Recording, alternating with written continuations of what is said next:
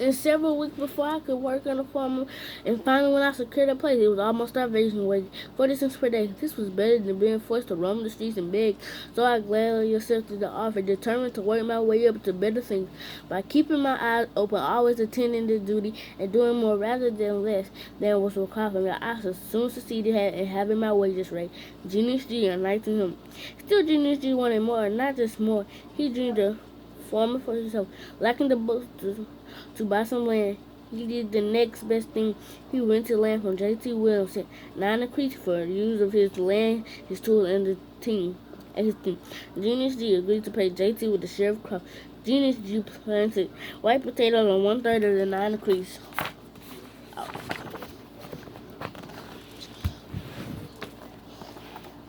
My mom called, so I have to use my movie and connect the parts together. Just sorry if I reread the same page again. That's why. Let's face it. Genius G ended his journey to Great Cobb Valley in a part of Kansas City bound in Osbar. Wait. Oh. Sorry. In time, Genius G was written 20 acres, then 60.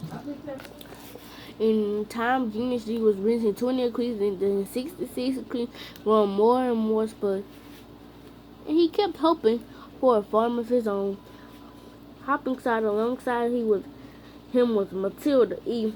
Sweetheart Stewart, the woman he married about a year after he reached Kansas. Just like Genius G, Matilda E. was not lazy bones. She didn't hiccup and holler, had a hint of hard work. With Matilda E., his steady, sturdy helpmate, Genius G kept working hard day after day.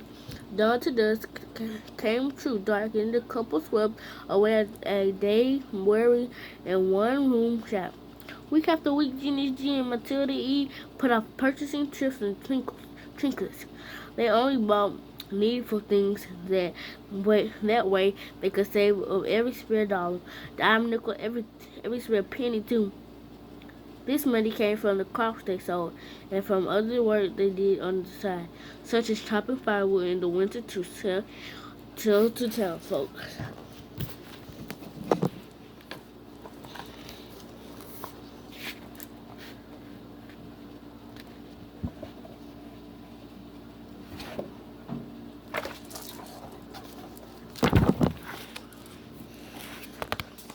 There's like a whole bunch of loads of pages left.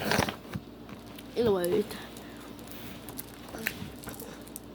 all their work and saving up paid off. In the late 1884, Genius G had his eye on 80 acres. This land was east of Edwardsville, near the mouth of the Caw. Its bank lined with cottonwood trees. Genius G and Matilda E. had saved up $2,200, but those 80 acres near Edwardsville cost $3,600. Where would he find $1,400 difference come from? The wind, a cloud, some magic tree? No, sirree. It would come from the hardware. There's what Genius G believed he had handed over those 2,000 books. It was with the promise to pay off the balance in a year.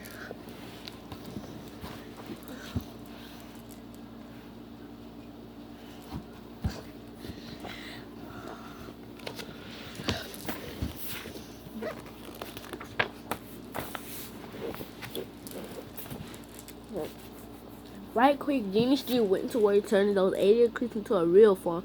That was a small house to build, more daunting than that was the back-straining, muscle-taxing task of clearing the land. For starters, digging up umpteen tree stumps, so many as to make for stepping stones up and down a field. And while Genius G was doing, I let the top crop on his mind: potatoes! But could he do it? Could he farm hard enough to pay off the money? He still owed those 80 acres in a year. If he didn't, he was liable to lose the land and those 2,100 books.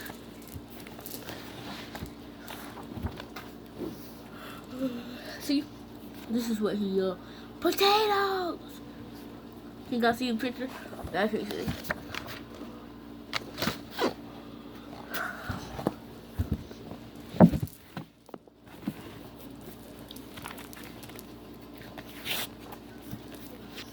This is how many pages of 1, 2, 3, 4, 5, 6, 7, 8, 9.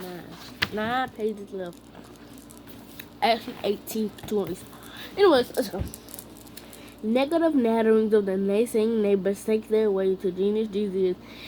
He did a dumb deal. These people humphead. He would never pay off that debt when they touch it.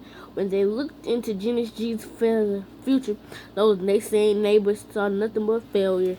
And the negative matterings kicked up a ruckus in Genius G's head. He made him sad, scared down, discouraged. It wasn't like he had only himself to worry about. There was Matilda E. What was more, the couple had 3 young sons by then, Charles, Walter, and Fred, their step-kids. Maybe those neighbors were right, feared Genius G. Maybe he had dreamed too big enough, more than he could chew. What to do? What to do?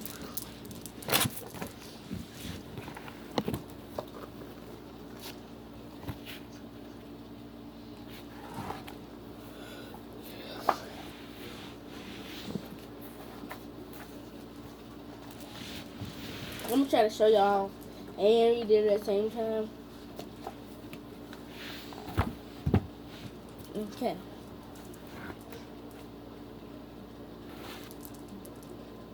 Planting, plowing, tilling, healing, hopping, hoping for a right rain. Hold on, I can't read that. Keep working hard.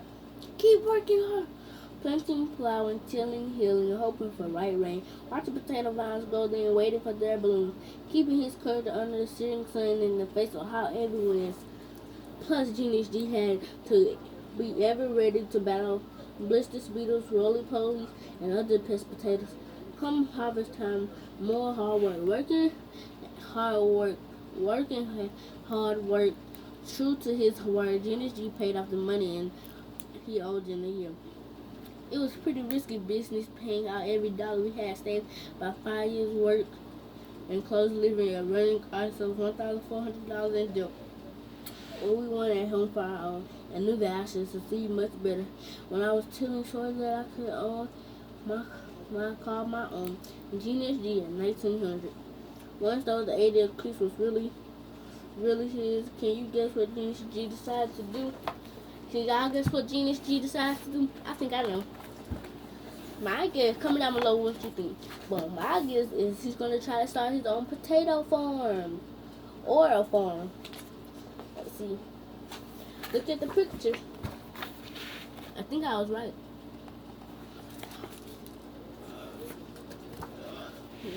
Keep working hard.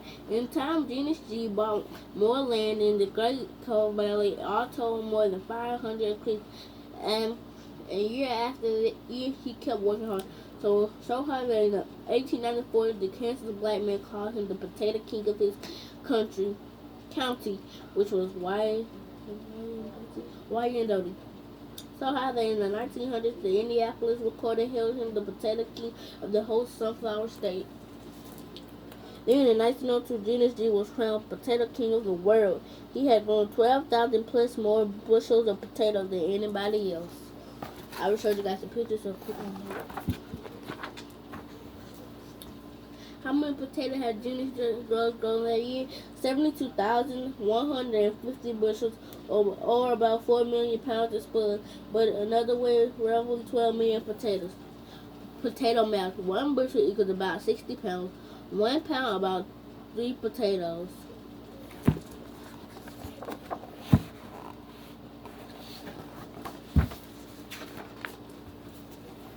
Genius G was baked boiled, fried, mashed potato puffs, soup diced for potato salad, sliced, then Then for trips, fill bellies around America, loads across the nation's borders, traveling by train over to Canada and down to Mexico. What with Genius G shipping so much multitude of spur, a railroad company had built a special spur to his potato house.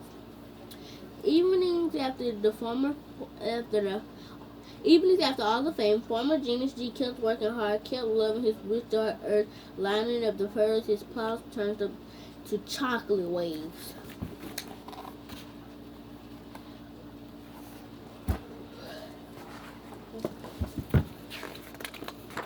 Three more pages to go. While all those spuds grew year after year, so too did Genius G family. A dozen little girls were born and raised for full grown on their parents' farm. As Charles Walter Fred or Ida May Leanne what? As Charles Walter Fred Ora Ida May Lillian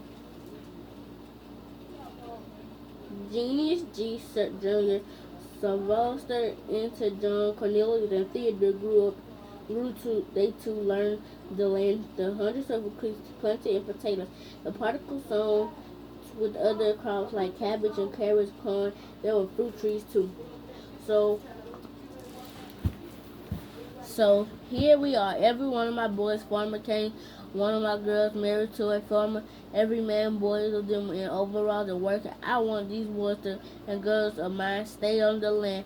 I want my children and grandchildren always to be able to stand up and say, we are a part of the particle of that army and farmers which feeds America. Genius G in 1919. Over the years, the Potato King grew more than a big family, more than cabbage and carrots and corn, more than fruit trees, more than potatoes. Genius Drew grew jobs, hiring farm hands. Genius Drew grew a park, Grover's Park, and a cultural community, Grover Center, and a church, Pleasant Hill Baptist, a store that sold groceries and other goods, a golf course too.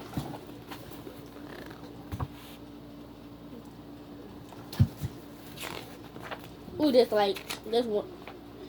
This is the last page. Genius G also built bigger and bigger homes for his family. The last one was a 22-room red brick mansion. It had white stone trim, a red tile roof, and a stone gold door. A most marvelous room behind those doors was a ballroom, which doubled as a play palace when Genius G's children were young. The library was perhaps Genius G's favorite room, so full of books and booklets and every facet of farming. Books and booklets he called his college. Along with the increase he took along with the food he grew. And dawn to dusk on any given day, winter, spring, summer, fall, Genius the Potato King could behold his collar balcony from the veranda of the red brick mansion with the white stone trim, red roof tile, and strong oak doors, his castle.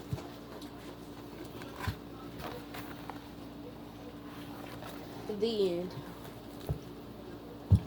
Hope you guys enjoyed that video, and comment down below if you like the book.